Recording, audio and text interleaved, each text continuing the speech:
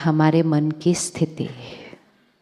कोई भी अपने जीवन में देखो, बात आती है, मेजॉरिटी बातें ठीक भी हो जाती हैं, बीच में एक टाइम गैप आता है, राइट? एक गैप आता है, कुछ दिन, कुछ महीने, कभी कभी कुछ साल। उस समय हमारे मन की स्थिति कैसी थी? अगर स्थिति डिस्टर्ब हुई, बहुत ज़्यादा दर्द हुआ, तकलीफ हुई, तो आत्मा की शक्ति क्या है? आत्मा की शक्ति क्या है? कम है। तो ये इसलिए जब हम रोज़ अपने आप को चार्ज करेंगे तो आत्मा पावरफुल, बात छोटी। अगर हम नहीं करेंगे तो बात बड़ी, हम कमज़ोर। प्रपोर्शन है। जब कमज़ोर होते हैं तो जीवन की छोटी सी बात को भी बैठ देते हैं, चिंता करते हैं कि बहुत बड़ी बात आई थी। तो always we have to check, it is not about the situation, it's about my power. और जब ये बात हुई और जब हम हॉस्पिटल में भी गए तो सब लोग यही बोल रहे थे, जो वहाँ के डॉक्टर्स, वहाँ के स्टाफ, कहते हैं आपने उसकी मम्मी को देखा? आपने उसकी मम्मी को देखा? कहा हाँ, हम तो जानते हैं उनको, वो देखो उसके तो चेहरे पे कुछ नहीं है, इतनी बड़ी बात हो गई है, 1 मिनट के अंदर गाड़ी जल के पूरी खत्म हो गई, उसका चेहरा वैसा ही है जैसे कि कुछ हुआ ही नहीं है। This is power. और ये पावर हमें अपने अंदर भरनी है। क्यों भरनी है? क्योंकि जब हम इस स्थिति में होते हैं तो हमारी सारी पावर किसको मिलने वाली है? किसको मिलेगी? बच्चा हिला, पेरेंट स्टेबल रहा, तो सारी पावर किसको मिलेगी? वो बच्चों को मिलेगी। We need to remember, family के जीवन में ऊपर नीचे बातें आ सकती हैं। फैमिली को उस टाइम ना एडवाइस चाहिए होती है, ना चिंता चाहिए होती है, ना दुख चाहिए होता है, ना डर चाहिए होता है, ना रोना चाहिए होता है। उस फैमिली मेंबर को उस टाइम किस चीज़ की ज़रूरत है? पावर। इसलिए हर घर में एक पावरफुल बैटरी चाहिए, हर घर में एक चाहिए, जो सबको, जिसको पावर चाहिए उसको वो दे दे। So we are here because we are going to be that one. जब भी जीवन में कोई बात आती है तो मन पहले ये क्वेश्चन करता है, मेरे साथ ऐसा क्यों हुआ? और हम ढूंढते हैं किस पर कारण रखें, इसकी वजह से, इसकी वजह से, इसकी वजह से। और जब कोई इधर उंगली नहीं रख पाते तो फिर किसके ऊपर उंगली रख देते हैं? क्योंकि आसपास के लोग भी आके कहते हैं ईश्वर की मर्जी। और कई बार तो ये भी कहते हैं आप बहुत पावरफुल हो ना, इसलिए ज़्यादा बड़ा टेस्ट भगवान आपको देता है। तो फिर पावरफुल होना तो एक्चुअली क्या हो जाता है? ये तो बड़ी प्रॉब्लम है, पावरफुल हो तो ज़्यादा बड़े टेस्ट मिलते हैं। तो हमें ठीक करने के लिए लोग अलग अलग राय देते रहते हैं, लेकिन हमें सोचना है कि हमारे जीवन में जो भी बातें आती हैं, अच्छी वाली, कभी कभी नॉट अच्छी वाली, क्या वो परमात्मा डिसाइड करता होगा? आज दुनिया में इतना कुछ हो रहा है, इतना कुछ हो रहा है, किसी का एक सीन में जीवन बदल जाता है। एक भूकंप आता है, एक बाढ़ आती है, शहर का शहर उड़ जाता है। ये ऊपर से डिसाइड हो रहा है? क्या लगता है?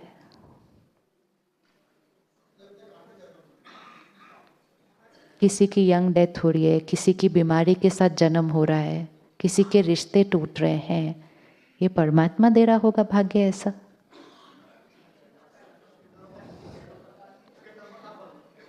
अगर परमात्मा हमारा भाग्य लिखता तो हम सबका भाग्य कैसा होता?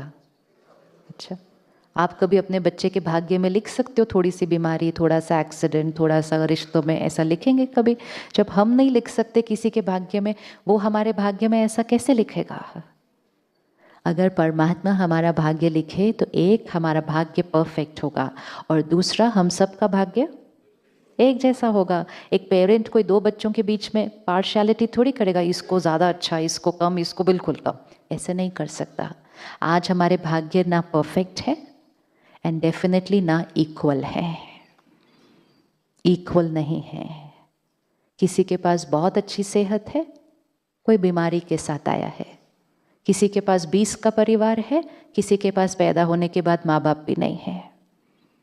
किसी के घर पे उनका प्राइवेट हेलीकॉप्टर आ रहा है तो किसी के पास खाने को नहीं है। This is too much variation, too much है ये वेरिएशन, तो ये परमात्मा नहीं लिख सकता है ऐसा।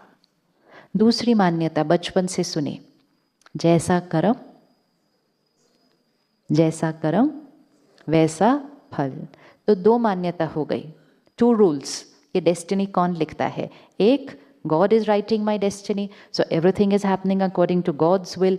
Second, everything is a consequence of my karma, जैसा मेरा कर्म वैसा उसका कॉन्सिक्वेंस। तो दोनों में से कौन सी बात हो सकती है? कर्म हमारे बहुत अच्छे हैं और इसीलिए हमारे जीवन में बहुत कुछ बहुत बहुत अच्छा है। कुछ कुछ छोटी छोटी चीज़ें हम कर देते हैं या करके आए हैं, तो जीवन में कुछ कुछ छोटी छोटी बातें आ जाती हैं, इसलिए हमारा भाग्य परफेक्ट नहीं है। कर्म हमारे सबके अलग अलग हैं, तो भाग्य भी सबका अलग अलग होगा। अगर परमात्मा सबका भाग्य लिखता तो सबका परफेक्ट, लेकिन हमारे कर्म हमारा भाग्य लिखेंगे तो हम सबका भाग्य एक जैसा नहीं हो सकता और परफेक्ट भी एक जैसा नहीं हो सकता। तो दोनों में से कौन सी बात होगी? भाग्य कौन लिख रहा है हमारा? पक्का? पक्का? तो नेक्स्ट टाइम मन कहेगा मेरे साथ ऐसा क्यों, तो उंगली कहाँ डालनी है? हाँ, उधर नहीं करना है। उसने नहीं लिखा कुछ भी। किसने लिखा ये? कहाँ रखनी है उंगली? रख लो रख लो, किसने लिखा? हाँ, विच इज़ ओके। हम बहुत सारी अच्छी चीज़ें लिख कर रहे हैं अपने, तो किसने लिखा? हमने लिखा। इसमें कुछ चेंज करना है तो किसके पास जाना है? जो मेरे भाग्य में आया है, मुझे कुछ चेंज करना है उसमें, तो किसके पास जाना है?